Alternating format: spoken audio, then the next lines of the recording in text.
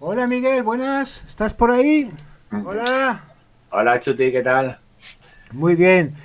Hoy estamos en una colección de vídeos que vamos a iniciar y vamos a ir un poco a hacerle la competencia a Iker Jiménez.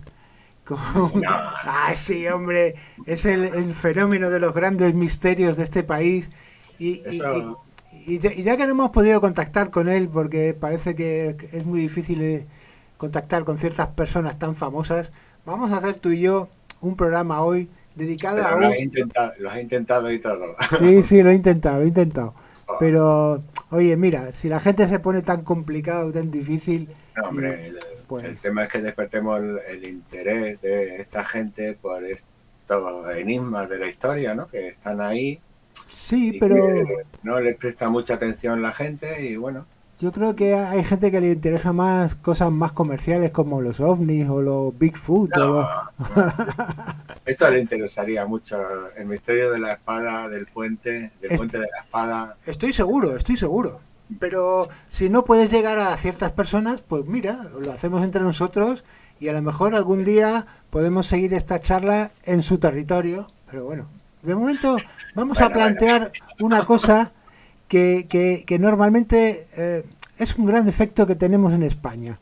Y es que generamos los misterios y las historias y las incluso las realidades más impresionantes y luego vienen los ingleses y se las llevan y las convierten en cosas virales, famosas, en grandes misterios universales y nosotros nos quedamos ahí como, no, no, que esto es un invento de aquí. Y resulta que, que aquí en Extremadura tenemos varios de estos grandes misterios que iremos revelando poco a poco y son tan interesantes como el que nos toca hoy, que es una espada clavada en un puente, clavada en la piedra, que he intentado recrear con esta infografía, pero que poco a poco vamos a ir revelando durante esta hora, hora y media que vamos a estar hablando del tema y además de todo el contexto de este puente maravilloso que es el puente de Alcántara y, y vamos a empezar con una palabra, con una denominación que corresponde al tiempo de los árabes, para que enseguida os pongáis en situación y la vamos a conectar con otras leyendas que a lo largo del mundo, exactamente en Inglaterra, ha hecho famosa esta historia de la espada clavada en la piedra. Así que, Miguel, ¿cuál es esa palabra? ¿Cómo se llamaba ese puente? ¿Qué quiere decir exactamente ese término de... ¿Cómo era? ¿Cómo era? A ver, ¿cómo era? sí. Bueno, el puente de Alcántara se ha venido conociendo a lo largo de la historia como el puente de la espada. Al final, lo que nos ha quedado es la palabra Alcántara, que quiere decir puente. Pero si pronunciáramos completamente su denominación en época árabe, sería Alcántara as-Sai, es decir, el puente de la espada. Eh, O sea Desde que luego, durante el tiempo de los árabes, el puente se llamaba el puente de la espada, ¿no? efectivamente, al menos desde la época de los árabes, porque no tenemos una denominación del puente anterior. Hay leyendas, sabemos de la existencia del puente, pero no conocemos todavía ningún documento que nos diga que se llamaba el puente de la espada, como así lo hacen explícitamente los geógrafos árabes que recorren Extremadura desde el siglo X al siglo XII. Este que estáis viendo ahora es el puente de Alcántara. El puente de la espada. Lo vamos a llamar así ahora, a partir de ahora. El Claro, puente es de la un nombre espada. bien bonito, ¿verdad? Es un nombre original y bueno, aunque ya Alcántara resuena en todos los ámbitos, nacionales, incluso internacionales y por supuesto entre el mundo de los investigadores y los historiadores, sería mucho más correcto que, que le llamáramos el puente de la espada y además sería mucho más original también. Pues a partir de ahora nos mencionaremos este puente y cada vez que lo hagamos tenéis que entender que Alcántara quiere decir puente, igual que Guadalquivir Guadiana. Guada. Guadiana, Guada es río. Quibir es río. Y río Guadalquivir es río, ¿no? Pues en este caso, decir el puente de Alcántara sería como decir el puente del puente. Efectivamente, sí, soy el puente del puente. Y todos los puentes en época árabe empezaban con el prefijo, vamos a llamarlo así, Alcántara. Ah, sí. Alcántara, lo que sea, Ajá. ¿sabes? Era lo más común, ¿no? Es decir, si el puente tenía cierta originalidad, bueno, en general casi todos los puentes tienen un nombre particular y original. Entonces, bueno, la costumbre árabe era empezar a ir llamándoles Alcántara, lo que sea. ¿Sabes? Para empezar con esta historia nos vamos a remontar un poquito más atrás, como 2000 años, 2000 y pico años, y vamos a empezar con la idea de su creación, de la necesidad de un puente en este río Tajo tan abrupto y que separaba dos territorios, dos mitades de una península, de alguna manera. Sí.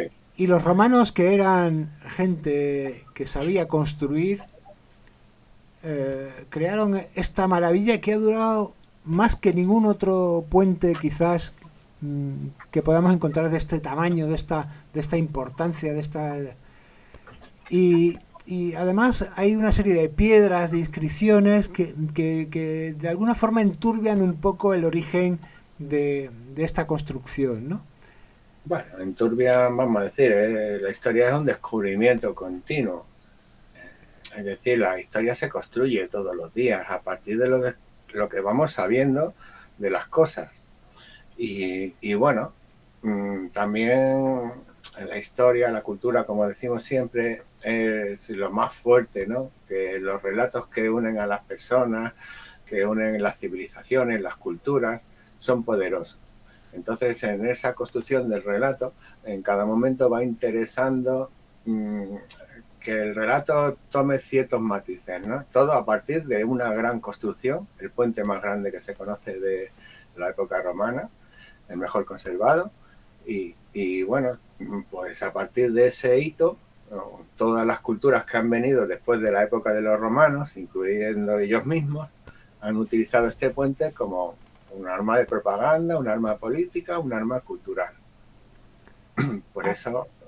Hay un castillino, lo podemos ver ahí en medio del puente, como una especie de arco que tiene una serie de inscripciones, y luego a un lateral hay una caseta que también tiene una placa de mármol.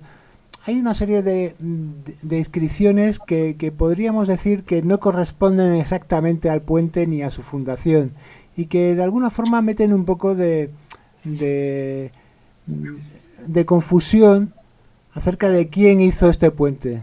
Miguel, ¿quién fue el auténtico artífice de esta construcción? Bueno, lo que tradicionalmente hemos considerado, sobre todo por las inscripciones que encontramos en el puente y en el templo que hay en uno de los lados, que fue Cayo Julio Lácer el gran arquitecto de esta obra. ¿Vale? En una de las inscripciones que hay allí en el templo, dice que este puente fue construido para que durase hasta el final del mundo, ¿no? Y eso ya nos habla un poco del cariz de esta construcción, ¿no? Este era Creo que hemos tenido un corte en la comunicación, en el fluido espacio-temporal de la información. A ver, Miguel, a ver si se restituye. Sí. Es que se ha cortado, sí. Sí, se ha cortado. Me hablabas del arquitecto, el Cayo este. Sí. Y al parecer no era corriente escribir el nombre de los técnicos, ¿no? Se ponía más bien el nombre de los políticos. Claro, todo lo que vemos hoy día es una construcción, vamos a decir, un constructo, ¿no? No es lo que originalmente había, ni mucho menos. En el siglo XVI a alguien se le ocurrió que era buena idea el poner esa lápida que vemos hoy en el templo, donde reza el que este puente fue construido para que durase hasta final del tiempo por el constructor, etcétera, etcétera, ¿no? Entonces, bueno, por las investigaciones de una de las autoridades más importantes que tiene este país, Isaac, ¿no? Pues él nos dice que esa inscripción está trucada, vamos a decir. Sí, este es nuestro amigo Isaac, que es el gran el gran investigador y divulgador del mundo romano. Y sobre todo divulgador, es lo que más es mérito para mí, ¿no?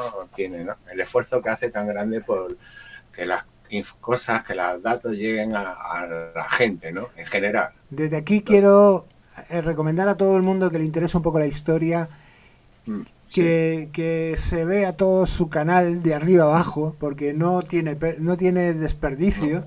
Además tiene una forma de comunicar muy buena. Tiene un discurso muy ágil, te ves los vídeos 2 o 3 veces y es que es un primor. Sí, es un encanto como lo cuenta, y bueno, pues él hace una interpretación a partir de las investigaciones que realiza, él y otras personas, porque también divulga información en general. Y bueno, sobre esta lápida que estamos viendo ahí, pues lo que nos cuentan es que está trucada, ¿no? Es decir, las partes que están de arriba, que donde están las letras más grandes, es un añadido posterior al resto, ¿no? Pero claro, tampoco dice que no sea auténtica romana ese resto, ¿no? Es decir, esto perfectamente pudiera estar en la tumba del constructor, y la tumba del constructor lo mismo estaría a lo mejor en Alcántara o estaría en otro sitio. Sí, al parecer aquí detrás había una piedra que estaba muy desdibujada y en alguna época en la que se dedicaron a reconstruir el puente, pues pusieron esto. Claro, él es lo que comenta, que probablemente todo el templo sea una reconstrucción del siglo XVI, ¿no? Que se hace incluso con las piedras del puente y que le sobraría porque bueno, el puente ha sufrido muchas desgracias y eso, ¿no? Entonces, bueno, dentro de esa reconstrucción, de esa idealización del templo del puente, pues digamos en el siglo XVI se le ocurre que sería buena idea el hacerlo así, ¿no? La lápida, aunque está trucada, puede ser perfectamente original, aunque no estuviera allí tampoco. También, como comenta Isaac, se están descubriendo un alcántara romano en el pueblo muy poderoso, muy grande, mucho más de lo que se pensaba, ¿no? Porque como nuestras perspectivas sobre los nuestros siempre son bastante pobres, pues nos sorprende, ¿no? Que luego encontremos cosas que de verdad tienen una importancia y una trascendencia que se salen de lo habitual y de lo común, ¿no? Entonces, bueno, puede que todo sea una reconstrucción, una idealización. Vale, pues ahí está, bien bonita. Y haciendo pues, unos honores al puente, precioso, ¿no? Pero bueno, si queréis saber más de lo que es la historia, digamos, explicada por una persona más técnica, pues ahí tenéis a nuestro amigo Isaac. Déjale el enlace del vídeo porque... Sí, bueno, Isaac, ponéis Isaac Mundo Romano o el puente de Alcántara, simplemente. Puente de Alcántara, yo creo que es el segundo o tercer vídeo que sale del puente de Alcántara, con este que saldrá también por ahí en cualquier momento. Pero nosotros nos vamos a ir a un tema un poquito más interesante en el sentido del misterio que que llevamos meses intentando descifrar y que tiene que ver con la historia que ha trascendido en la leyenda mundial de una espada clavada en la piedra que se le atribuye a los reyes ingleses, a Merlín, el mago, y a gente de Inglaterra, cuando nosotros defendemos la teoría de que esa historia se generó aquí en Extremadura, en este puente, porque en aquellos tiempos había una espada clavada en el puente. Y antes de irnos a Inglaterra, me gustaría que nos contaras qué sabemos de esa espada, de esa leyenda o de esa historia, porque es más que una leyenda, es una historia con documentos, con con una documentación, digamos, en la leyenda oral y de alguna forma también quizás algo más, ¿no? Cuéntanos, Miguel. No, no, no, está muy escrito, de alguna forma, ¿no? El porqué del nombre, ¿no? Eh, los geógrafos árabes cuentan muchas cosas de Extremadura. Recomiendo que los leamos porque aprendemos mucho de ellos y de lo que encontramos en nuestra tierra por entonces, ¿no? Y una de las cosas que dicen explícitamente varios es que, tenemos que entender que el puente era un gran castillo, todo él, ¿vale? Podemos ver algunas de las imágenes antiguas en el que el castillo casi se adivina, pero no podemos ni siquiera imaginarnos el gran castillo que había en ese puente. De hecho, los documentos antiguos nos hablan siempre del castillo de Alcántara y el castillo del puente, como dos espacios que funcionan por separado, vamos a Claro, decir, ¿no? porque un puente por sí solo era, no era funcional, había que defenderlo, ¿no? Era un sitio estratégico. En ciertos momentos, en ciertas culturas, pues sí, ¿no? Por ejemplo, ahora en el castillo, ahora transitamos por el pueblo, por el puente libremente, nadie nos pregunta ni dónde vamos, ni nos pide dinero por pasar, pero hay otros momentos en el que, pues, el puente se acastilla y, y, y es un sitio de defensa, porque, bueno, como has comentado antes, el Tajo es en la gran frontera de España, ¿sabes? El Tajo limita el norte y el sur de una manera radical, pues por toda esta parte de Extremadura, Portugal e incluso en Castilla también, ¿no? Como dividir España entre el norte del Tajo y los que viven al sur del Tajo, ¿no? Sí, además el Tajo en algunos momentos del año, antes de que hubiese grandes pantanos, que hemos podido ver en las imágenes antes, como hay un gran pantano, una gran presa, la presa de Alcántara, pero antes de eso, en verano me imagino que los vados eran transitables y luego en Claro, invierno era muy complicado cruzar el Tajo.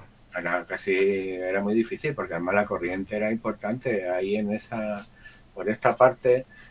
Ya el Tajo lleva un montón de kilómetros muy encajado en las pizarras, muy metido. Entonces toda la potencia, toda la fuerza, todo el empuje también genera ahí ya unas corrientes muy importantes, ¿no? Entonces hasta para pasar en barca de un sitio a otro, en muchos momentos del año se convertía casi en una aventura, Era casi en una complicado. aventura. Y los romanos dan solución a esto creando toda esa infraestructura fija, libre de tránsito, por la que hombres y mercancías se mueven sin ningún problema hacia arriba o hacia abajo, ¿no? Ya la construcción del puente en este lugar ya es una decisión política importantísima, ¿no? Aquí, en este espacio, se unen varias de las tribus antiguas, betonas casi todas, y lusitanas también, ¿no? Porque ya estamos ahí en la frontera y ya la cultura lusitana fusiona con las betonas, con las celtíberas, ¿no? Para pues eso, crear un punto de fusión entre espacios, ¿no? Esta es la gran calzada que dicen que unía Extremadura con Galicia, ¿sabes? También haciendo una gran diagonal. Y bueno, en el medio de ese gran castillo había una torre. Lo que hoy vemos es una idealización de esa torre que hubiera también en época de los árabes. Porque como bien nos cuentan, también toda la torre ha sufrido un proceso de reconstrucción completo. Es decir, prácticamente de la nada, en el siglo XVI, que fue más o menos cuando se empezaron a hacer estas grandes reconstrucciones, pues lo hacen de esa manera, ¿no? Hay Aquí quien dice, podéis ver cómo está el puente, la presa y el pueblo, los tres, y una carretera que viene por aquí, que cruza el río y continúa hacia Portugal. claro, se ve incluso como por dónde iba la antigua calzada, ¿sabes? Cómo subía la montaña. La verdad es que es un espacio precioso. Y también hay una cantera allí que está llena de agua todo el verano, muy cerca de la presa, donde la gente va a bañarse. Ahí por donde tienes el rato más o menos estará así. Entonces, bueno, es un espacio que ofrece muchas posibilidades para el turismo, para el ocio, para la cultura y para conocer este espacio y todo lo que le rodea, ¿no? Porque Alcántara se convierte en nexo entre un montón de culturas. ¿Sabes? Nos vamos hacia Portugal y tenemos ahí Daña Bella, tenemos Monsanto, tenemos Castelo Branco muy cerca, que son espacios pues, muy interesantes. Y por el lado español, pues la Sierra de Gata está ahí enseguida. Y luego, pues toda la penillanura con la zona de Valencia de Alcántara, los grandes dólmenes, o sea, es un espacio súper interesante, ¿no? Y toda la cultura de frontera, que está muy intrincada, ¿no? Entonces, bueno, en este puente nos hablan los geógrafos árabes que había una torre en medio de ese gran castillo, que desde luego, pues no es esa torre que estamos viendo. ¿Sabes? Y bueno, pues literalmente Al-Zuri, en el siglo XII, nos dice que de este puente que fue construido por los antiguos césares y es muy alto. Hay una gran torre y en la cúspide de la torre, en una de estas piedras, hay una espada de latón. Si se saca, sale solamente como 3 palmos y no hay nadie que pueda sacarla más. Cuando se deja, cae en la piedra como una espada cae en su tañal, rápidamente. O sea que ya el escribano romano, el historiador, el historiador árabe nos cuenta que hay una espada clavada en el puente, pero esto no es que haya flipado y se haya inventado una historia preciosa de magos, sino que es un historiador que está contando algo real, ¿no? Sí, algo que está viendo. Algo que entonces se podía comprobar y demostrar. No está hablando de ningún tipo de magia, de ningún tipo de alquimia, nada. Es algo real, ¿no? Efectivamente. Bien. Esta es la descripción más así interesante, ¿no? Hay otras que hacen referencia a esa espada, cómo está clavada en la torre o cómo está suspendida, dicen algunos, ¿no? Entonces, bueno, el mito de la espada está ahí y está bastante recurrente durante toda la época de los árabes. Es prácticamente sin interrupción. Todos los pasan por ahí, todos les llaman así, ¿sabes? Y algunos que lo explican más, otros lo explican menos, ¿no? Pero es un dato, ¿no? Que lo llaman el puente de la espada. Entonces, podemos pensar que, yo lo estaba contando antes, que en el pasado, hace unos cuantos siglos, hace muchos siglos ya, no había Netflix. La gente no tenía grandes bibliotecas con muchos libros. Había realmente poca posibilidad de encontrar historias y de como hoy en día, ¿no? Que tenemos casi una película diaria para ver o una serie diaria para ver y estamos llenos de información por todos lados.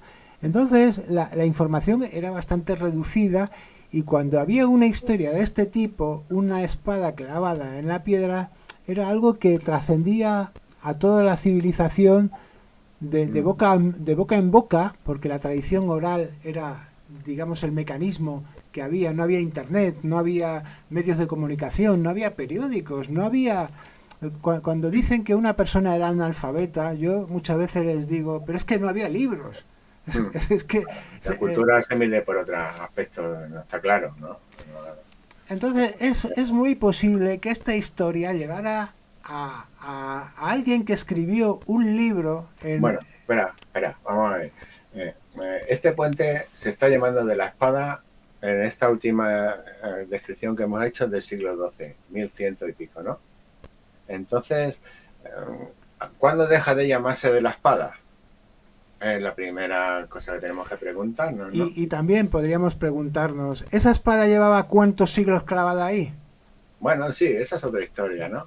¿Desde cuándo ese mito iba circulando por ahí? Claro, no, en principio podemos suponer que la espada está desde el origen de la construcción del puente, como la torre y esos elementos que son muy especiales, vamos a decir, ¿no? Puede ser que la pusieran los árabes también, pero bueno, si lo hubieran puesto ellos, quizás hubieran hecho algún relato.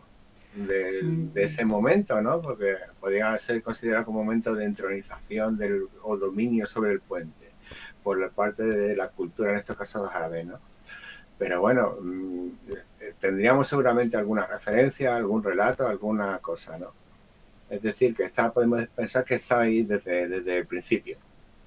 Pero eso de momento nos da un poco lo mismo, no vamos a entrar a discutirlo ni a pensarlo, ¿no? Ahora lo interesante es cuándo desaparece la espada, cuándo deja de llamarse el puente de la espada, y bueno, vamos a seguir la pista de la espada. Y al mismo tiempo me has dicho que tienes a un experto en la leyenda, porque eso sí que es leyenda, que surge Sí. del otro lado del mundo, bueno, del mundo entonces, ¿no? Inglaterra era un sitio lejano, aunque hoy en día ya no lo es tanto.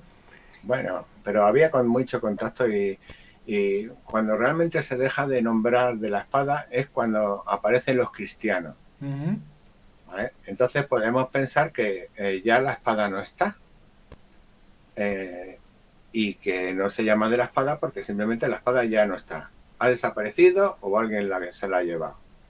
Entonces, bueno, analizando las reconquistas que sufre Alcántara, hay una muy importante que es en el 1166. Hay historiadores que hablan que incluso puede haber alguna conquista anterior. La definitiva se produce en el siglo XIII, 1214 me parece que es.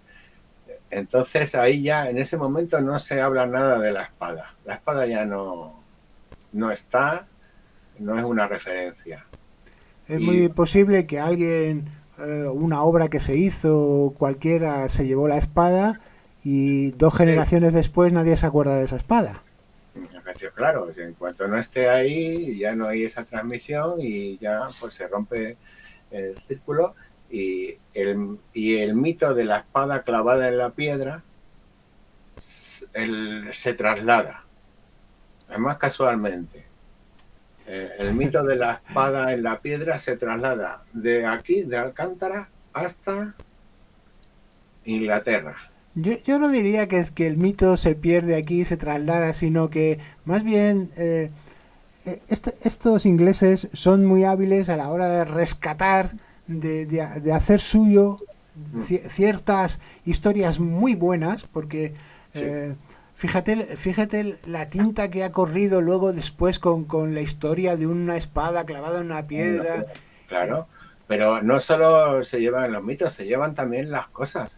Se llevan los obeliscos, se llevan las estatuas, se llevan todo. Por supuesto, mira tú el museo, el British Museum, Claro, está que tiene medio Egipto ahí.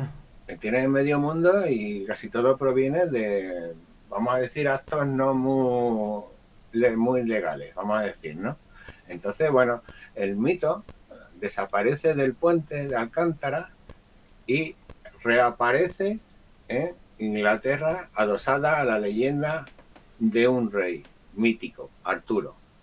Un rey del que se hablaba desde hacía años, pero que hasta el siglo XII, finales del XII, principios del XIII, no hay ninguna mención a la espada clavada en la piedra en todo lo que es la mitología del rey Arturo. Y Hablan, reaparece en un libro, en un relato titulado La Historia Regium Britanniae, ¿no? esa creo que es incluso del siglo XIV, todavía más allá. Que Es es una decir, especie de recopilación de mitos claro, ingleses. sí, sí, pero de esas recopilaciones del rey Arturo se vienen haciendo otras anteriores y el asunto de la espada va a aparecer en la leyenda del rey Arturo justo cuando la espada desaparece de aquí, Curiosamente. curiosamente, ¿sabes? Y en un momento y en una historia que además te sugiere mucho, ¿no?, esa conexión tan importante que hay entre Extremadura e Inglaterra, ¿no?, entre la leyenda del rey Arturo y el puente romano de Alcántara. Y bueno, pues si quieres podemos conectar para un poquito que nos cuenten la leyenda del rey Arturo así en su globalidad, que nos la cuenten Muy bien, entera. porque entonces ahora lo que vamos a hacer es pasar digamos, la génesis de esta historia de la espada clavada en la piedra, irnos a estos reconvertidores de historias que de alguna forma son capaces de hacer viral un mito y ver cómo podemos enlazar una cosa con la otra y a ver qué similitudes y cómo la historia al pasar a otro continente, digamos, a otra isla, a otro mundo ha trascendido hasta ahora y la nuestra espada clavada en el puente, se ha quedado casi olvidada, casi difuminada por, por siglos de pues eso, de la nada, ¿no? Como decía Atreyu, ¿no? Que viene la nada, se nos pierden las historias, se nos pierden los relatos, las realidades, los cuentos. Claro, y si no tienes relato, no tienes historia, no eres nadie. ¿Sabes? Y en España, como hemos tenido la sucesión de invasores, porque cuando dicen que pidamos perdón a los americanos por conquistarles, si tuviéramos que pedirle perdón, o sea, si nos tuvieran que pedir perdón los árabes, los romanos, los celtas, todas las civilizaciones que han invadido esta tierra, no tendríamos tiempo ya para tanto perdón, ¿no? Sí, sí, sí, sí, sí. Y claro, cuando viene una civilización que Por vuelve eso a... Se pierden te enlace en el WhatsApp. Mm. y se pierden los cuentos anteriores y nos quedamos un poco huérfanos de nuestra historia anterior. Así que vamos a ver si Manuel nos cuenta. Manuel, a ver. Va a tardar ahí un momentino, lo que Bien, tarde en conectarse, bien, pues que ¿sabes? vaya conectando. Claro, vamos, Espero que vendrá disfrazado de Merlín, ¿no? sí, seguramente, Tú sabes que Merlín, según los cuentos ingleses, era hijo de un íncubo y de una mortal. Los íncubos eran unas especies de diosecillos que violaban a las mortales por la noche y de repente al día siguiente se despertaban preñadas, ¿no? Y sí, entonces Merlín tiene esa... Hombre, buenas amigos. Hola, ¿qué tal? ¿Qué, ahora, qué, ahora, qué bien, nos vas a contar la historia del rey Merlín, digo, del mago Merlín. y de Rey Sí, bueno, Arturo. parte de ella, ¿no? Muy bien, genial. Sí, bueno, la historia empieza desde los principios y bueno, nos lo vamos a contar así como lo dicen las fuentes originales y bueno, pues luego ya pues comentamos lo que nos parezca más interesante o curioso. Así que cuando quieras. Bueno, pues la historia, sobre todo, no empieza con el propio Arturo, sino empieza con su padre y con su tío. Antes de esto, nos situamos en la Britania romana, ¿no? Esta isla de Inglaterra, esta isla que hoy en día es Inglaterra, Escocia y Gales, cuando era la Britania romana, estaba controlada por estas legiones. Ellos llegaron y antes existían los pueblos celtas, de los que realmente sabemos poco, más que esa adoración a la naturaleza que tenían, ¿no? Y ese estilo de vida más descentrado, ¿no? Más, no tribal del todo, pero sí, más o menos así. Entonces la cuestión es que cuando llegan los romanos y pues romanizan, lo que hacen es empezar a construir las calzadas, empezar a construir los grandes edificios, les dan conocimiento, ciencia, y en esta época tenemos que tener en cuenta que ya no, el imperio romano es el imperio y ya sigue a la religión cristiana, o sea, sigue a Jesucristo, ya no tiene estos dioses paganos. De hecho, ellos tratan como paganos a los propios celtas.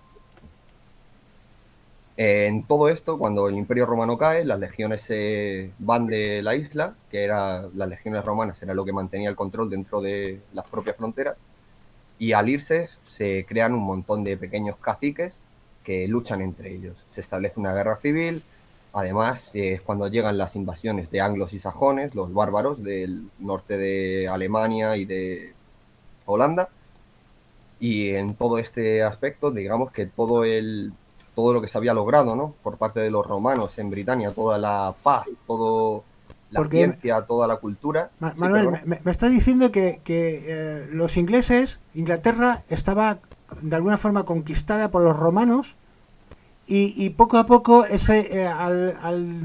al destruirse esa civilización vienen por cachos otros a llevársela, ¿no? A Así es. fagocitarla, ¿no? Así es. O sea, cuando el Imperio Romano cae porque él lo tenía estructurado a partir de sus legiones. Ellos tenían legiones en las distintas provincias, que eran los que actuaban como policías, ¿vale? Digamos, los que se ocupaban de que todo fuese bien, si era necesario, por la fuerza.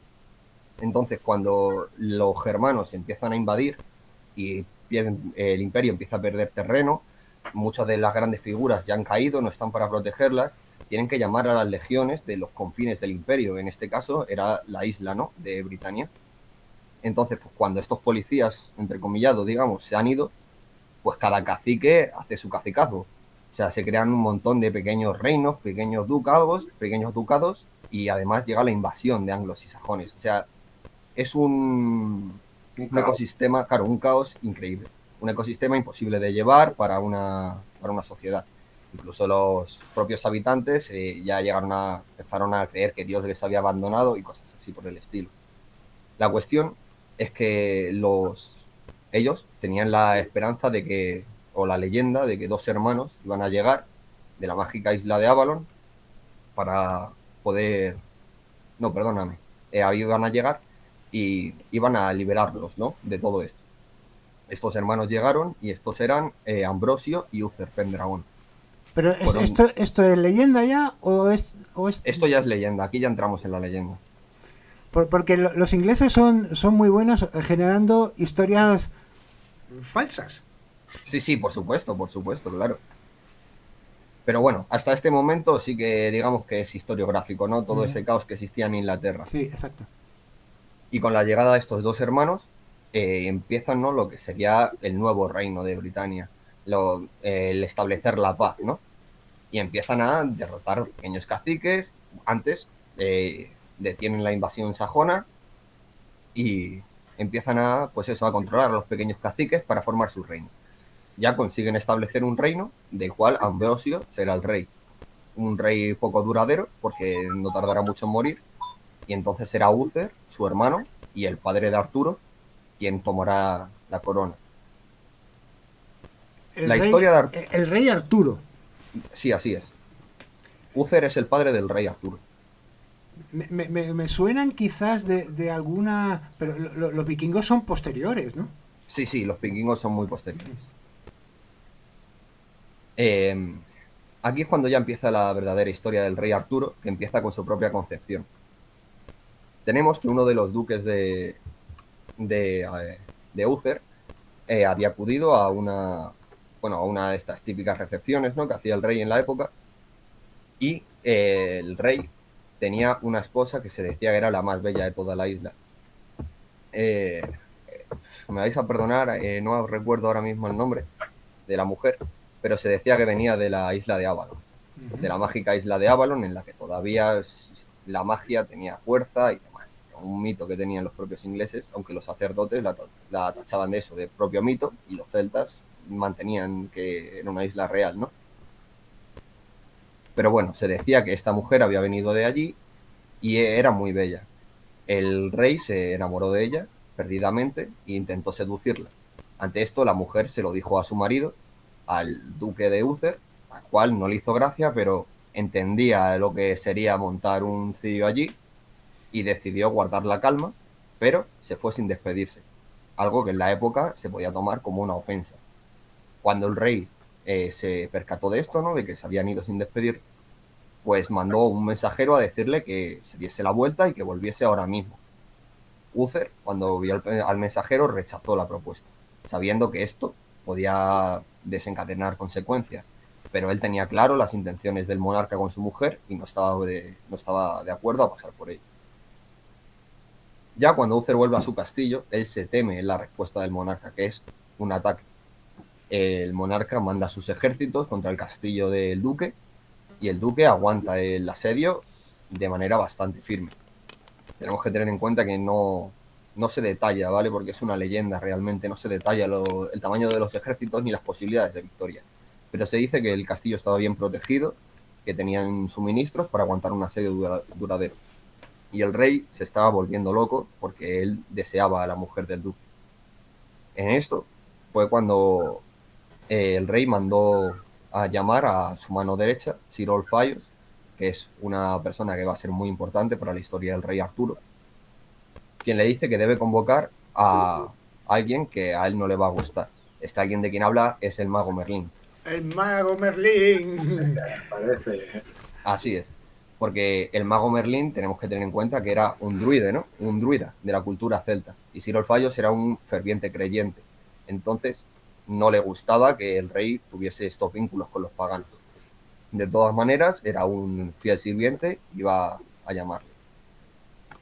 Cuando Merlín llega, Merlín le empieza a hablar con el rey, que se denota una amistad lejana con él, y empieza a contarle su historia, ¿no? Lo que le ha pasado con el duque y demás. Y Merlín dice que está dispuesto a ayudarle, pero que debe pagar un precio. Y el precio será que él le concederá esa noche con la mujer que desea, pero de esa noche nacerá un niño. Y ese niño será entregado a Merlín en el momento indicado.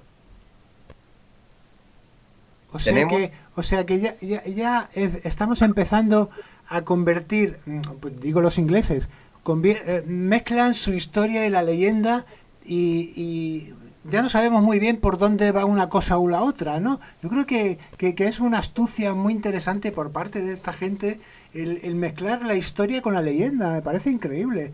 Yo creo que incluso los ingleses pueden llegar a creer que el mago Merlín existió, ¿no crees? sí, sí, de hecho, estoy seguro, durante muchas épocas de la historia, el mago Merlín era una figura completamente histórica, vamos, Ujú. no había atismo de duda. Vamos, sabemos que a Galileo lo querían encerrar y lo querían quemar por sus investigaciones. Entonces no es descabellado pensar que un campesino de a pie creyese que el mago Merlín había sido de carne y hueso. Y de hecho las historias como Caperucita, Blancanieve, todas, suelen venir del norte, de países nórdicos, que no sé qué les pasa con las leyendas, estaban muy aburridos en esos inviernos largos y tenían que fantasear mucho, ¿no? Y al final se acaban creyendo sus propias historias. Sí, Algo sí, así. claro, así es. Bueno, la cuestión con Merlín, para no alargarme mucho, él le ordena hacer seguir unos pasos, los cuales es una trampa, ¿vale? Ellos retiran al ejército, Uther siente debilidad, o sea, Uther no, el duque siente debilidad en el ejército de Uther, por lo que le persigue, manda un ataque frontal, y en estas, cuando el castillo se queda sin su rey, es cuando Merlín empieza a realizar su conjuro, ¿no? Según dice, unos cánticos y demás, toma unas hierbas y de esas hierbas, al soplar, sale un humo que envuelve al rey y lo convierte en su duque. Ahora mismo ya el rey tiene la apariencia de su duque. Con este disfraz les consigue entrar en el castillo e ir a los aposentos de la mujer. La mujer se encontraba con su hija, que la hija de el duque con la duquesa es muy importante también, no sé si la conocerás, es Morgana, Ujú. que de hecho Morgana, al ser hija de ella, tiene también la sangre de Avalon. O sea que se dice que también la magia corría por sus venas y demás. Y cuando corrió a abrazar a su padre y su padre la esquivó, ella se dice que desde ese momento ya olió que algo no iba bien, ¿no? Entonces pasa la noche, Uther con la duquesa, y por la mañana despierta a la niña, va corriendo a su madre llorando, diciendo que su padre ha muerto. Entonces Uther, teniendo el disfraz del duque, se viste y se va. Cuando se va, vuelve el ejército del duque con el cadáver del mismo duque, el que dice que había sido una trampa. O sea, uno de los hombres del duque le dice que había sido una trampa, que les habían hecho una emboscada y que el duque había muerto en esta trampa. La mujer, pues obviamente, ¿no? Se dice, pero ¿qué ha pasado la noche conmigo? ¿Cómo puede ser esto?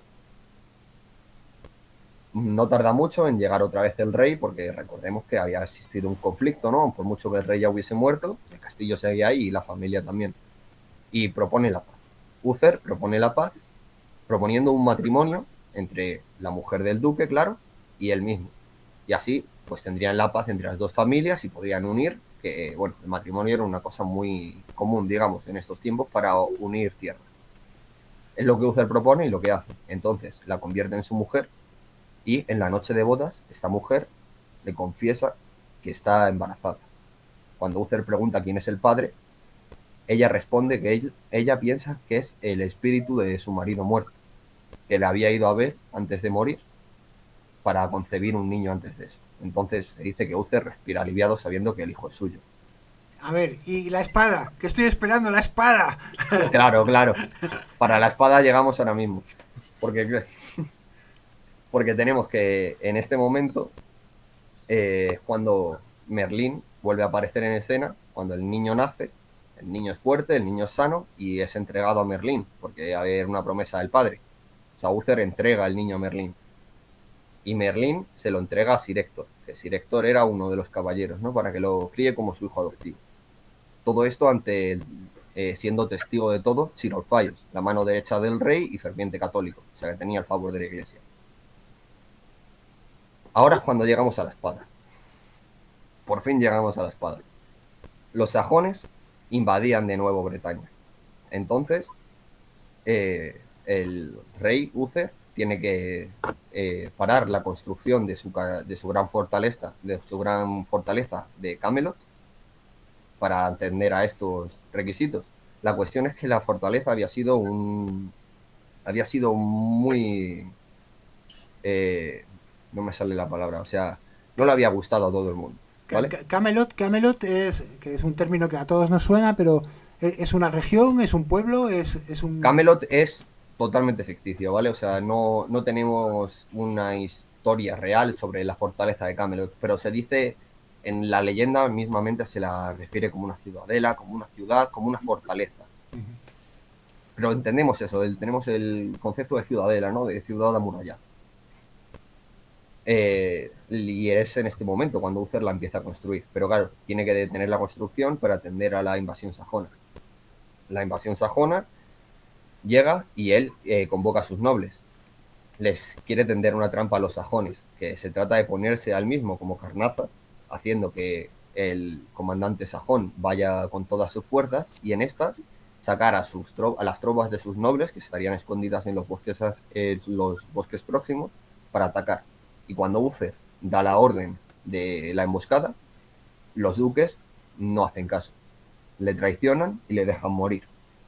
Por las mismas disputas que había existido, ¿no? En la construcción de la ciudadela de Camelot, que había necesitado muchos recursos. Entonces, ahora, a Uther lucha con fiereza y se dice que es herido de mucha gravedad en la batalla, pero eso no le hace dejar de luchar. Y sigue luchando hasta el punto en el que los sajones se retiran, viendo que los bretones ya eran como bestias acobardadas y eran muy peligrosos y pensaba que había tenido ya suficiente con derrotar a la parte del ejército que había derrotado.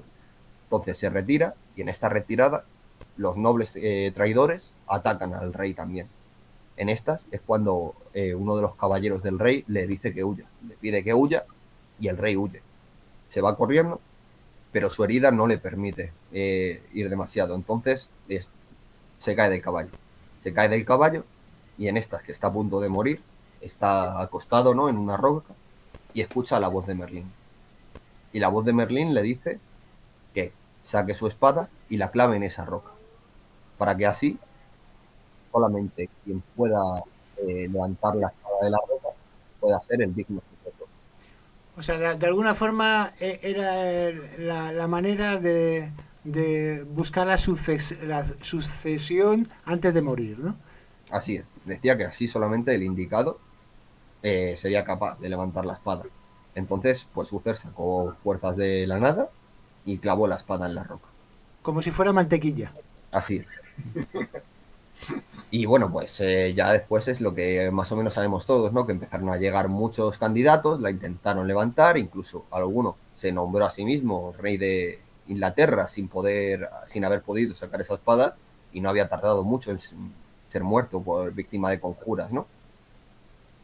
Entonces, tenemos en todo esto, ya ha pasado mucho tiempo de todo esto, muchos intentos, pero nadie consigue ser el rey, ¿no? Nadie consigue establecerse con la corona ni sacar la espada.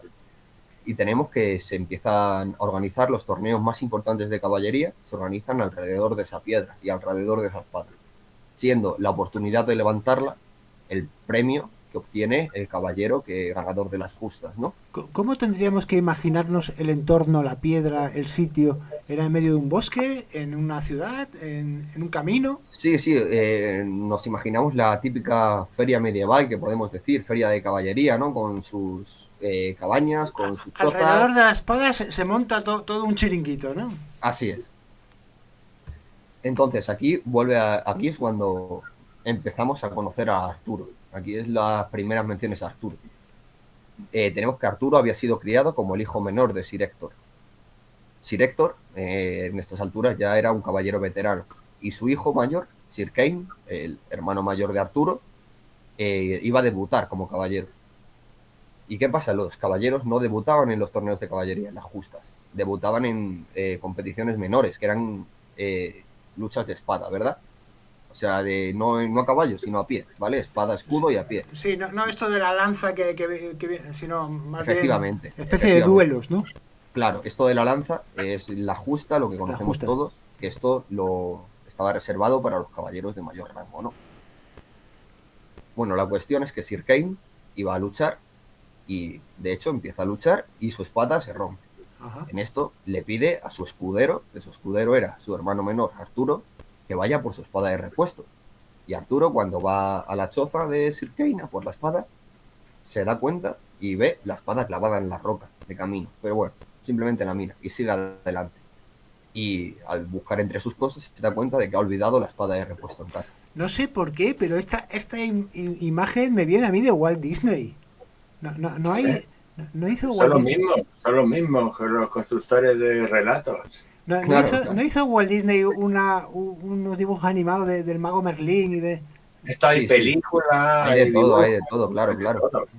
Sí, sí. La cuestión, el Arturo, el joven Arturo, ve que ha olvidado la espada y recuerda esa espada que ha visto grabada en la piedra. Él no conoce la leyenda, él no es conocedor de O la sea, leyenda ni es conocedor de su pasado. se ha olvidado ya todo eso y ha quedado un poco en el olvido, ¿no? Ha quedado la espada No en el olvido, o sea, los mayores no, digamos, los veteranos sí lo conocen, ¿no? Sí. Pero en este momento, digamos que Arturo es muy joven, Arturo no sabe de dónde ha venido, él ni siquiera sabe que Merlín le entregó a Sir Héctor, él entiende que Sir Héctor es su padre.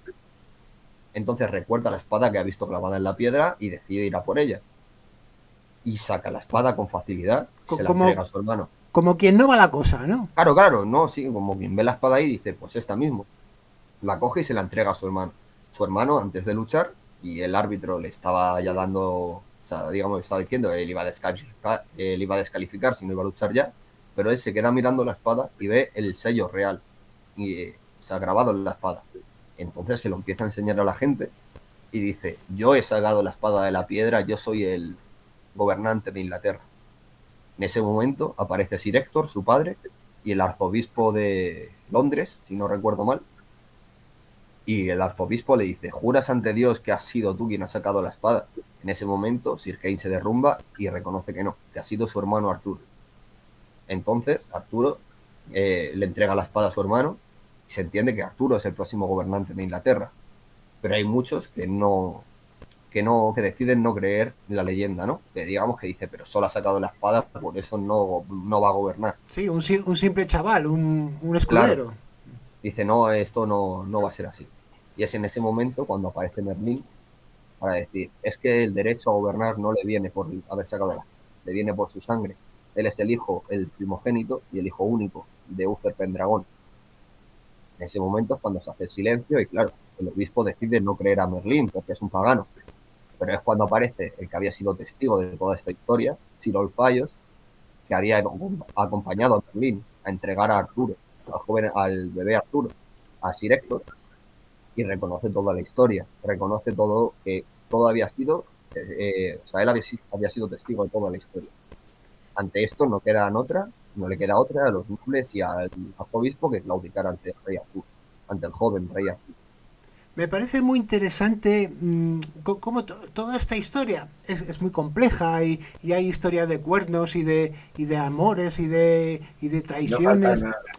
Están todos los elementos de la Odisea, ¿no? Pero quizás lo que ha hecho que todo esto sea importante y trascienda es el icono de una espada clavada en una piedra. Al final, eso es lo que le da el poderío a la historia, ¿no? Hay cosas que hacen viral una historia. Y yo creo que ahí está precisamente la clave de todo, ¿no? Sí, bueno, al final es una historia que es mítica, es fantástica, cuenta sobre la mitología de cómo la lucha entre los pueblos, ¿no? Entre los, digamos, legítimos, bueno, legítimos propietarios de una tierra, de una isla, los que vienen a invadirla, ¿no? El cómo un rey defiende a su territorio, cómo a ese rey lo traicionan, pero deja un legado para que su hijo lo lleve otra vez. Y también el puntito de la magia ahí que también le da bueno, no me extraña que Walt Disney bueno, por ejemplo, Juego de Tronos se parece mucho, hay muchos Sí, sí. argumentos muy parecidos y Bueno, claro, esto es muy inglés, o sea, tenemos que tener en cuenta que los bretones, ¿no? O sea, los primeros y los celtas anteriores, los habitantes de Inglaterra siempre han sido los débiles antes de las invasiones, ¿no? O sea, ujú, los vikingos eran enormes, eran gigantes contra ellos. Los sajones y anglos eran bárbaros, ellos los veían como bárbaros, ¿no? Porque ellos estaban romanizados, estaban completamente civilizados y veían que la fuerza bruta no iban a ganar a medida de ella, ¿no? Sino que tenía que ser con la inteligencia. Y es esa figura de Arturo, el joven, ¿no? El joven perspicaz, el joven escudero que no es fuerte, no tiene una apariencia física imponente y el, es capaz de sacar una espada el Harry que Potter de ni el... turno, ¿no? Claro, sí.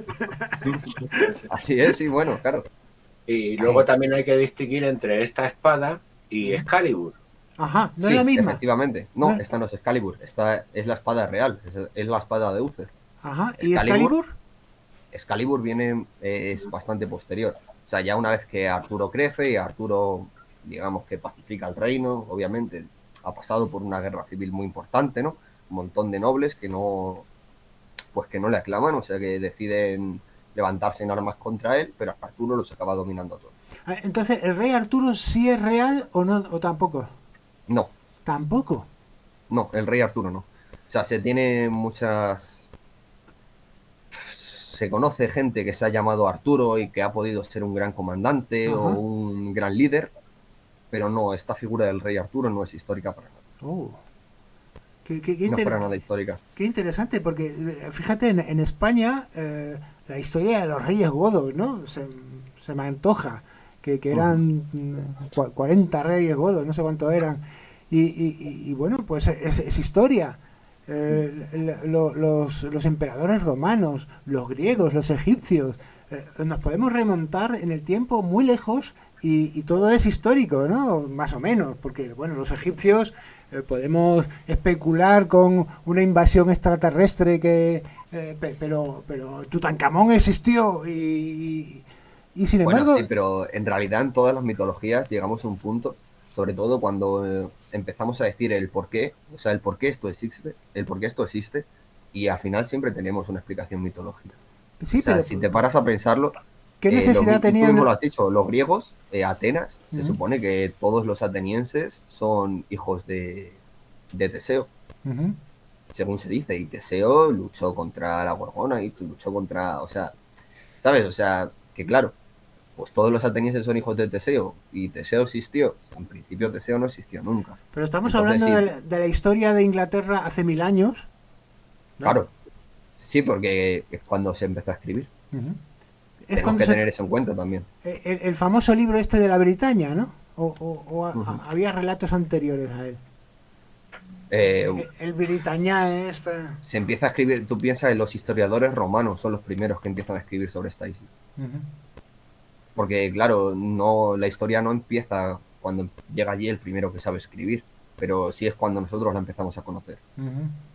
Entonces, claro, las historias de civilizaciones como las que tú has nombrado, ¿no? De los romanos, de los griegos, de los egipcios, sabían escribir, o sea, ellos fueron los que les enseñaron al resto, ¿no?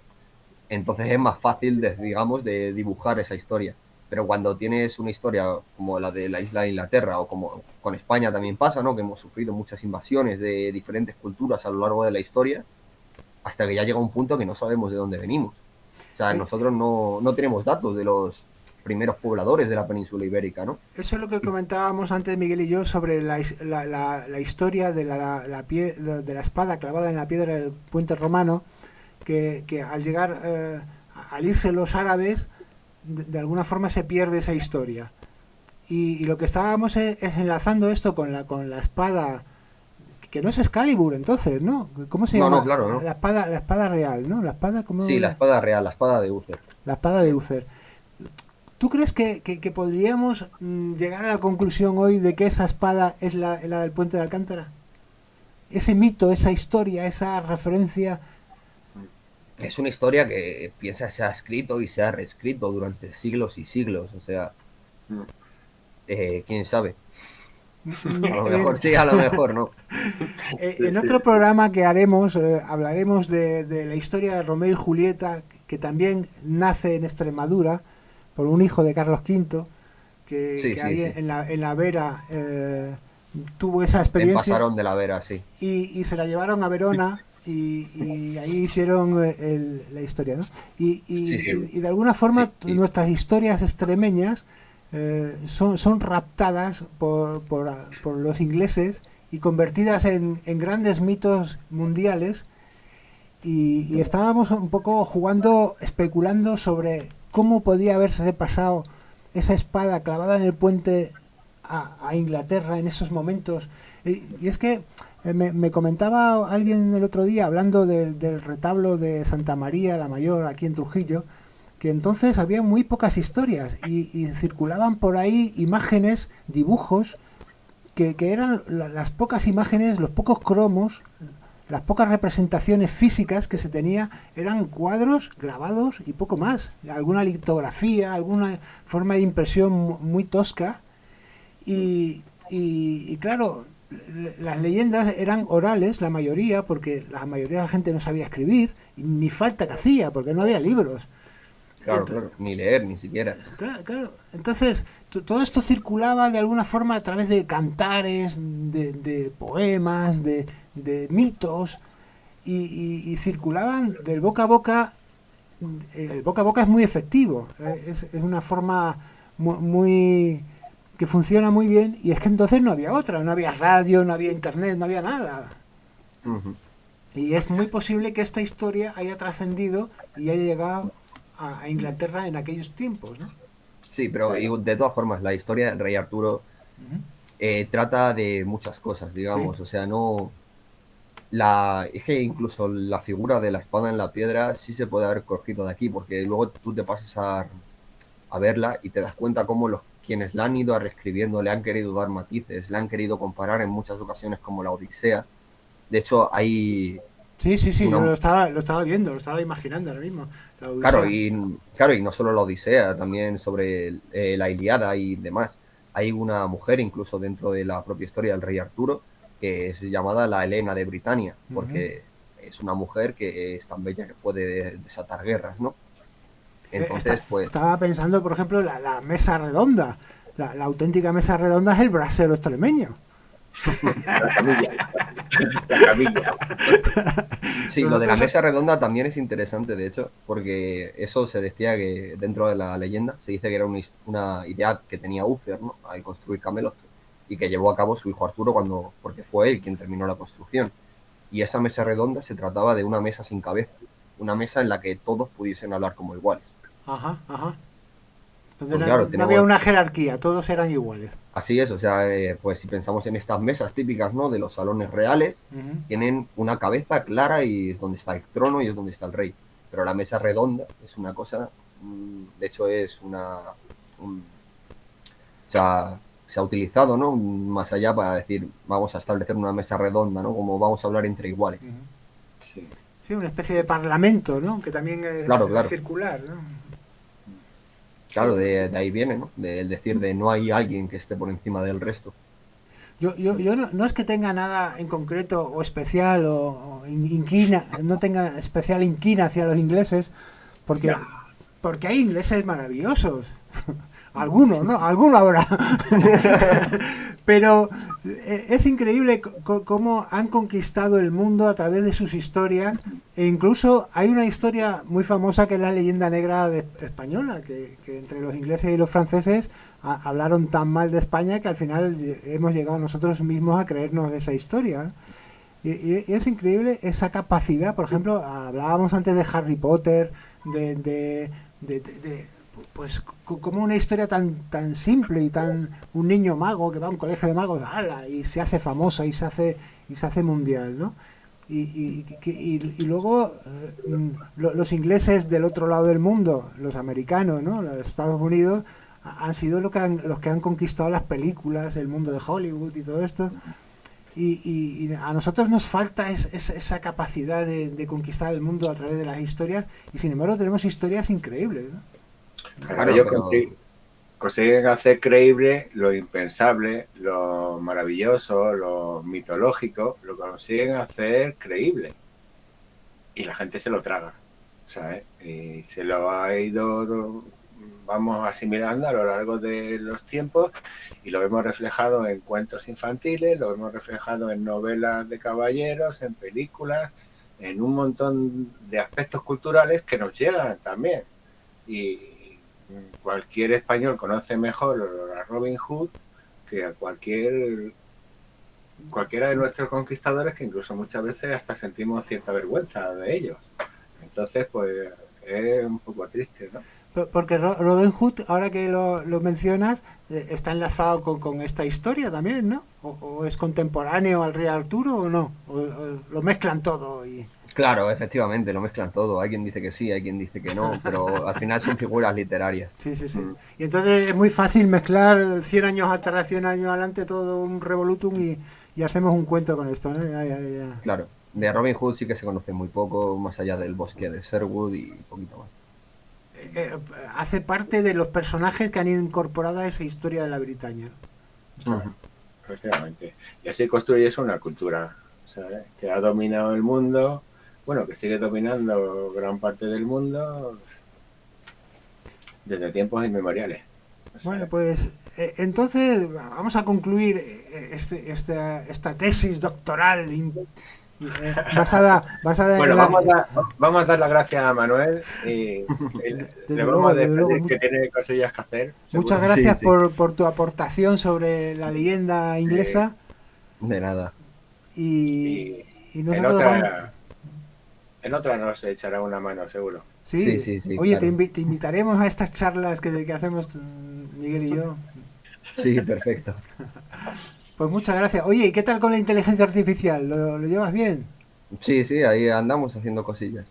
Yo creo que ahora mismo es muy importante utilizar la inteligencia artificial ante este momento de tontería humana. Sí. Pues bueno. Cuando quieras podemos hablar de Midjourney, que estoy empezando a dominarlo a tope. Ah, pues sí, venga. A ver si le metes el gusanillo, vale. Un saludo. Gracias, hermano. Nada, bueno, hasta otra. Chao. Hasta luego. Buah, qué película, ¿eh? Buah, es increíble porque... La que se montan los colegas, ¿sabes? Es una especie de Biblia, vamos a decir, ¿no?, de la cultura sajona, desde sus orígenes remotos, que ellos entienden que es a la caída del Imperio Romano, ¿no?, cuando se empieza a construir... Pero en España no tenemos una historia fantástica, así inventada, basada en magias y en supercherías. Hay muchas cosas muy interesantes sobre la cultura de Extremadura en general, ¿no?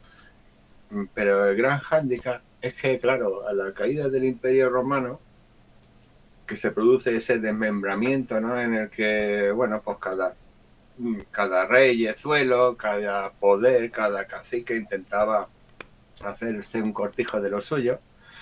En ese momento, Mérida es el centro de la península, a todos los efectos. Es la gran ciudad, ¿sabes? Bueno, y Trujillo, no olvidemos. Ya, pero bueno, estamos hablando de que en Mérida entonces estaba el primado de las Españas, ¿sabes? Estaba pues toda la organización, estaba todo el concierto, ¿no? Sí. Y esa España en la que Mérida es el centro es algo de lo que se ha oído en estos últimos 500 años como de la pólvora. El explicar esa estructura administrativa, social y económica que ha funcionado y que funcionaba per se, por su propio peso, ¿no? Sin manipulaciones externas y sin intereses muy particulares de unos territorios o de unas personas, ¿vale? Porque partimos del imperio en el que todos somos más o menos, en el que hay unas infraestructuras, hay una cohesión, hay unas organizaciones que llevan funcionando mucho tiempo, casi todas asentadas además sobre culturas y civilizaciones más antiguas. Entonces, claro, esa España en la que Extremadura tiene un papel primordial, en el que es líder de muchas cosas, porque realmente el centro geográfico de España, teniendo en cuenta los ríos, las montañas, los accidentes naturales en general. Sí, que no es un centro exacto, sino es un centro de influencia, de poder, El centro de influencia de está más cerca de caminos, Trujillo que de ningún otro sitio, ¿no? los caminos que había trazados Exactamente, entonces. los vados naturales por los que puedes pasar, los puertos de montaña por los que puedes atravesar. Eso al final hace que el centro político, económico, social, pues esté en un sitio o esté en otro, ¿no? Entonces, si tenemos cuenta esos factores en España, ese centro bascula hacia el oeste y un poquito hacia el sur, porque está claro que del sistema central para arriba es muy difícil vivir, ¿sabes? O sea, y no... O sea, la de la España vaciada de los pueblos de Castilla y León, pues se entienden bastante bien, ¿no? Es que Extremadura, yo me imagino perfectamente la Extremadura en el tiempo, incluso antes de los romanos. Me parece un, me parece un territorio súper interesante, ¿no? Muy poblado, con mucha gente, ¿sabes? Con una economía floreciente, con un bienestar, pues bueno, el del que puede disfrutar por una comunidad que tiene una tierra, que tiene un clima, que tiene un entorno pues muy favorecedor para el desarrollo cultural y de las civilizaciones. Lo vemos hoy en día, que los catalanes están con la sequía, que no pueden, y sin embargo aquí nos sobra agua. Aquí tenemos los pantanos hasta arriba. Y nosotros tenemos la fama de que no tenemos agua. Fíjate, además, ¿no? Cuando me viene un madrileño y me dice, uy, yo es que pensaba que Extremadura era toda seca. Digo, pues, ¿quién nos ha metido estas historias en la cabeza? Claro, pues esas son historias que están metidas con intencionalidad política y cultural. Sí. ¿Sabes? Para que unos se crean que aquí no hay nada, que no merece la pena venir, y los de aquí pensemos que no valemos para nada y que tenemos que huir de aquí, como de la pólvora, porque aquí no hay futuro. Eso se mete en la cabeza, ¿sabes? Eso se mete en la cabeza. Es curioso, el otro día vi el PIB de Extremadura en 1800 y éramos la tercera región de España. Y entonces ya estábamos pobres y arruinados. Sí. O sea, pues eso, el saqueo de Extremadura comienza con la Reconquista y todavía hoy sigue. Todavía hoy continúa. Hoy los principales beneficios de la tierra y de los recursos están en manos de gente de fuera de Extremadura. ¿Sabes? Sí, ¿quién es el dueño de la central nuclear de Almaraz? De las grandes empresas solares, de la son de las presas de los ríos, de las fábricas de tomates de Miajada, del Buda que pues esperemos que pongan ahí en Cáceres, con la gente de fuera, porque aquí llevamos muchas generaciones pensando que no hay futuro. Entonces es muy difícil que un extremeño invierta aquí en Extremadura. Invierta de verdad, no las 4 perras que nos podemos gastar volviendo al puente, ¿tú crees que deberíamos poner una espada clavada en el puente para... que tenemos que hacer una torre. Para revivir el mito de la perdido. Yo te invito a que pienses en ese castillo, a que pienses en esa torre, ¿sabes? Y bueno, a lo mejor podemos encontrar alguna torre por ahí. Yo la clavaría aquí en la pared, aquí, en un flanco de También me lo había imaginado en uno de los arcos.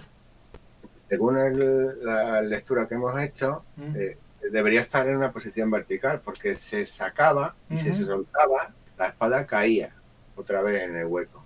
La espada salía un poco, pero al soltarla volvía a su sitio, ¿sabes? Sí, como si tuviera un pequeño juego, pero que estaba... Pero que no impedía salir, exactamente, que no había...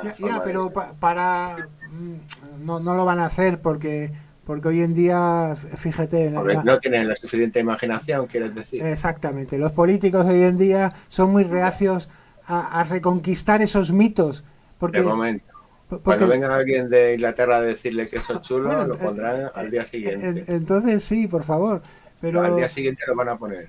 Tú fíjate que los grandes motores del turismo, te ponía el otro día el ejemplo de FOMO. Una señora se le ocurrió pintar con sus artes claro. Una imagen que había en la pared de una iglesia, se hizo mundialmente famoso. Y hoy en día hay autobuses que llegan cada día para ver la chapuza de esta mujer, del FOMO famoso, porque... Y sin embargo en Extremadura, cuando le decimos, oye, hay que poner las almenas de la muralla de Trujillo, no vaya a ser que... Pero si están ahí, por favor, si es que se pueden ver, que han sido rellenadas con piedra, solo hay que quitar el relleno y dejarlas... Y no son capaces. Así que sí, yo creo que si les decimos que hay que poner una espada en el puente de Alcántara, nos van a mandar a freír espárragos. Ni se te ocurra, ¿sabes? Pero desde aquí vamos a dejar esa idea en el aire. Y si queréis que este puente sea visitado por todo fíjate, la gran leyenda quedaría muy bonita ahí puesta en quedaría preciosa. En un monolito ahí al lado del arco, a lo mejor, o algo así, para que también la gente pudiera manipularla, ¿no? Y pueda tocarla, y pudiera subirla. Que pudiera intentar sacarla, ¿no? Claro, es lo suyo, claro, tuviera una interacción, ¿no? Una de las cosas que adolece en la mayor parte de los centros de interpretación, por ejemplo, es de esa interacción, ¿no? De la gente con las cosas, ¿no? Aunque sea una interacción mínima, que es lo que estamos hablando, ¿no? Pero bueno, ya tiene su gracia, tiene su arte. Y bueno, sobre los modelos de turismo, es algo que tenemos que repensar mucho, porque estamos justos o bajos de servicios. Y necesitamos historias, pero, leyendas. Y empresarios que apuesten por este sector y le saquen rendimiento, ¿no? Para que cuando veamos a los turistas, pues sean gente que nos mole. Mira, y lo veamos con buen grado, ¿no? Te quería enseñar un proyecto de un puente que no sé si se va a hacer ahora. Se va a hacer o no se va a hacer junto al puente romano. Ya te digo. Y este puente se podría llamar el Puente de la Espada y tener clavada una espada. Claro. ¿Tiene un paso peatonal el puente este? Pues sí, parece que sí. Parece que ahí lleva una parte para los peatones. Para ahí le hace falta un gran arco en el medio y bueno, luego decidir si la espada se rea con ella o es un símbolo grande. Ya que si algún día deciden hacer el puente moderno, pues podría... Yo digo que no lo pueden hacer 4 kilómetros más abajo. Pues sí, la verdad, porque ya está bastante saturado este espacio con el puente romano, la presa y todo lo demás. No sé, las cuestiones técnicas y económicas de luego son primordiales a la hora de planificar una infraestructura de este tipo, ¿no? Pero no sé, me parece, vamos, un desaguisado, teniendo además la presa como está ahí arriba, al lado. Además que es un entorno que ya está perfectamente... que podría circular perfectamente, ¿sabes? Me costaba la mitad de dinero arreglarle todo eso y no teníamos un impacto como el que vamos a tener ahí, ¿no? Es que no sé realmente si es un proyecto que se ha quedado parado en el tiempo. Yo creo que está aprobado, pero está bueno. Sí. Pues sería un buen momento si hacen algún tipo de intervención para poner una espada por ahí, para hacer un monumento a la espada, para sacar otra vez esta leyenda esta historia más que leyenda. y de alguna forma recuperar nuestro patrimonio de historias, que es a veces más importante que el auténtico patrimonio de piedras. Son las historias las que hacen que un sitio funcione, que un territorio tenga turismo, o que nosotros sintamos la identidad de un territorio y no tengamos ese impulso, como tú decías, de irnos a buscarnos la vida a Madrid o a Barcelona. ¿Eh? La diferencia entre un vino de 1.000 euros y uno de 5 es básicamente la historia. Sí, sí, sí. Eso No tiene más. en mi canal de YouTube no hago más que defender eso. El Vino Cultura, un canal dedicado al vino y a la cultura del vino. Y de hecho hemos trabajado en un museo en Erguijuela dedicado a esto y estamos... Es crear historias alrededor de un producto para que ese producto, ya sea un producto turístico, ya sea un jamón, un vino, lo que sea, fíjate el champán, que yo llevo diciendo que el champán es peor que el cava, desde hace años lo llevo diciendo. Me dicen, no. Pues claro que es mejor el cava, porque tiene más sol. La uva de Extremadura, de España, tiene más sol que la francesa. Y sin embargo ellos tienen más historia, más glamour, más toda esta cosa que hace que... Bueno, efectivamente. Pues para eso estamos nosotros aquí, para restaurar ese desaguisado. Vamos a poner nuestro granito de arena ya, con eso. Bien contentos. Sí, sí. Si quieres te enseño algunas de las imágenes. Sí, cierro aquí esta presenta. Te voy a enseñar algunas de las imágenes históricas del puente. A ver. Que por cierto, desde aquí invito a todo el mundo a ir a visitar el puente de Alcántara y visitar Alcántara, que es un sitio encantador. Bueno, eso no hemos hablado de alguna cosilla, pero hay una de las hospederías de Extremadura más bonitas y mejor enclavadas. Hay una oferta hostelera de mucha tradición, de muchos años, de un saber servirte una caña o hacer un aperitivo rico. Hay nuevas casas rurales que están apostando por revalorizar todo ese patrimonio que tenemos de nuestros mayores y bueno, hay empresas como la del Barco del Tajo, que también está muy cerca, que están poniendo también ahí su granito de arena para crear experiencias y crear oportunidades. Sí, porque a partir de ahí tenemos la presa de un pantano que llega hasta Monfragüe. Sí, bueno, claro, hasta el Salto del Torrejón de Monfragüe llega esta presa. Yo diría que es un pantano que tiene cientos de kilómetros. O sea, no sabría decir cuánto. Tiene cerca de 100 kilómetros. Sí, sí. ¿Sabes? Un pantano inmenso, es un pequeño mar interior. Sí, no, es tremendo. El embalse y bueno, algunas de las imágenes que podemos encontrarnos por ahí pues son impactantes, ¿no? Esta, por ejemplo, de que nos habla del puente roto. Qué bueno. ¿Sabes? Porque, bueno, varias veces a lo largo de la historia se ha roto algunos de sus ajos. ¿Eso en qué época es? Pues esta no tiene que ser muy antigua porque se ve como una imagen... Ya, parece una foto, ¿no? La toma con la invasión francesa, la última vez que se rompió el puente. Hay, pues bueno, algunos grabados preciosos, ¿no? Qué bonito. Vemos otros elementos estructurales muy interesantes, ¿sabes? Bueno, el castillete que vemos a los dos lados, ¿no? Que vemos como había estructuras defensivas para defender cada una de las entradas. Ah, qué bueno el castillo ese que había. Ah, qué bueno. Sí. Ese castillo está, digamos, en el lado contrario del pueblo. Ah, vale, en el lado Portugal, digamos. En el norte. Vamos a decir norte-sur más que este-oeste. Fíjate, está también con el... Siempre es el mismo ojo el que rompe, por lo visto. Sí, el ojo débil. Y bueno, pues hay algunas imágenes que son impactantes.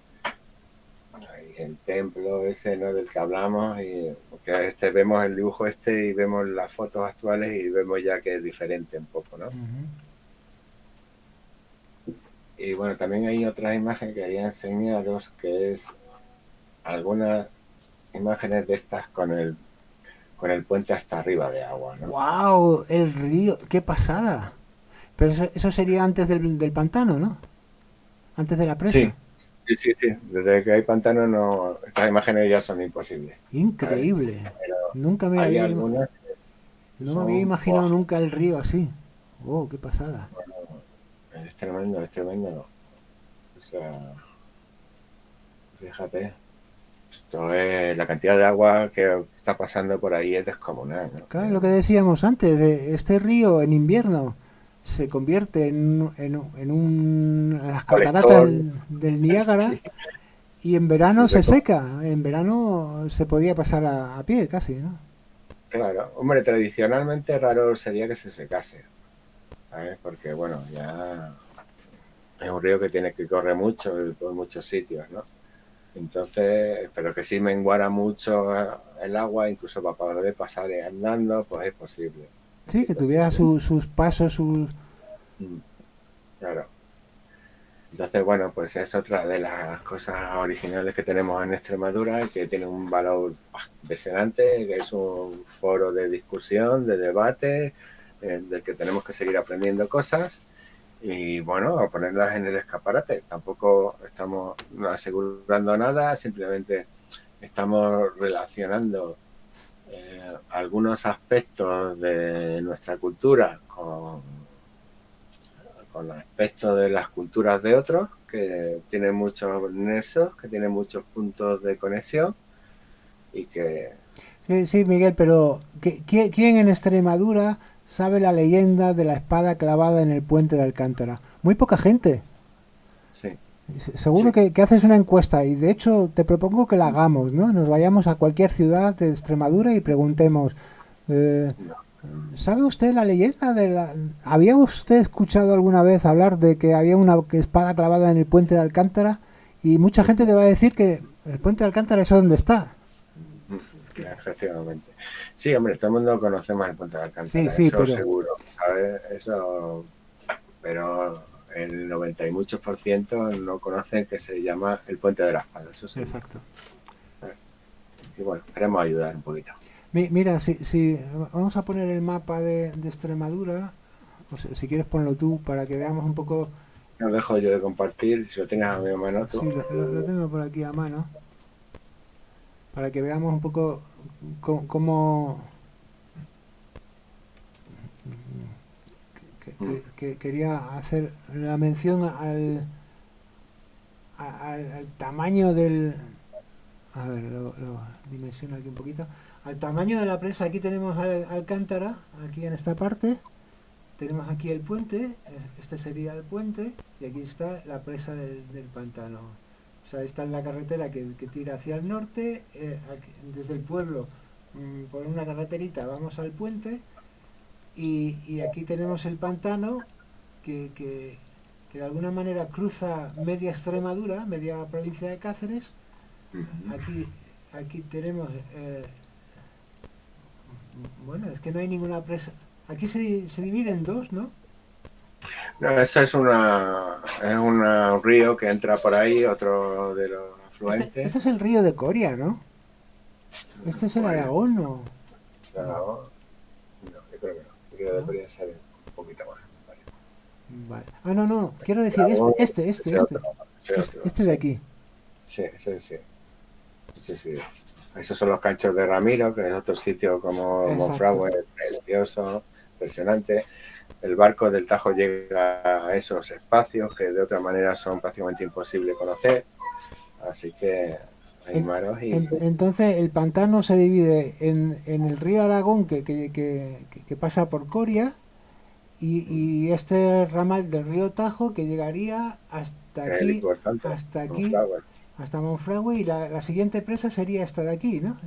Exactamente, el salto de los saltos de Torrejón, que me parece que lo llaman, ahí Es, en el parque de Monfragüe. es impresionante. Es que Prácticamente la cola de uno enlaza con la presa del siguiente. yo diría que hay 200 kilómetros fácil, ¿eh?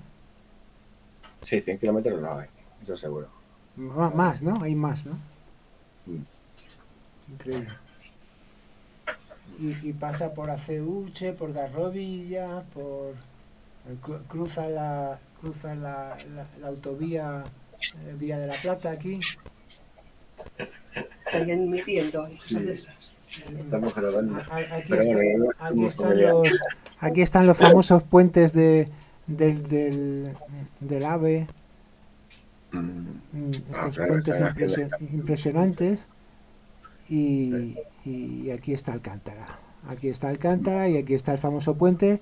Y aquí está el pueblo que os invitamos a todos a ir a conocer y a intentar sacar la espada del puente para ver si os nombran Por lo rey de menos- España.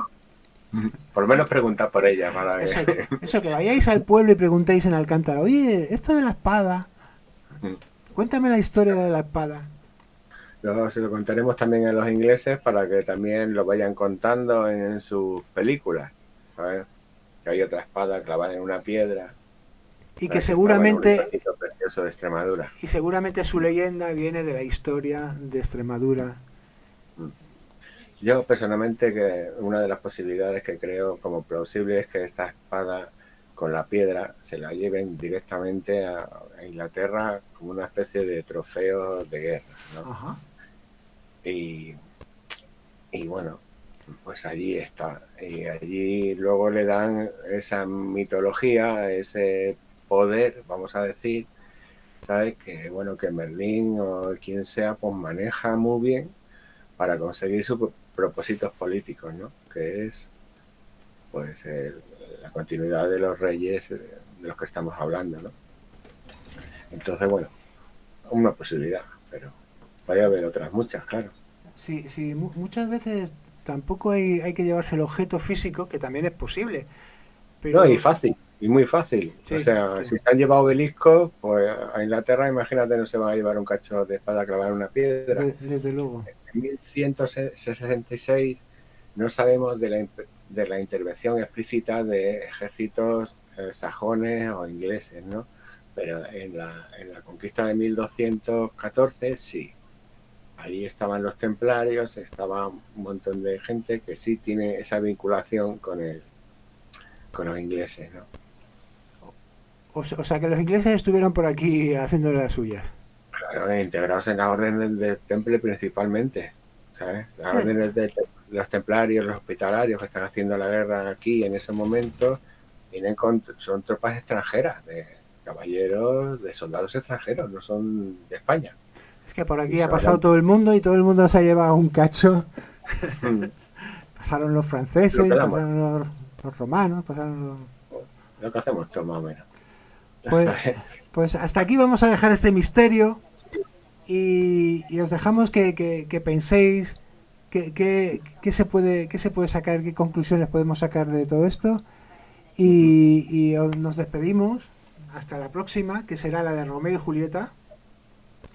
Bueno, tenemos que hablar de South Park, ¿eh? Bueno, De Romeo y Julieta te voy a dejar que hables. coño, pues nos ha cortado.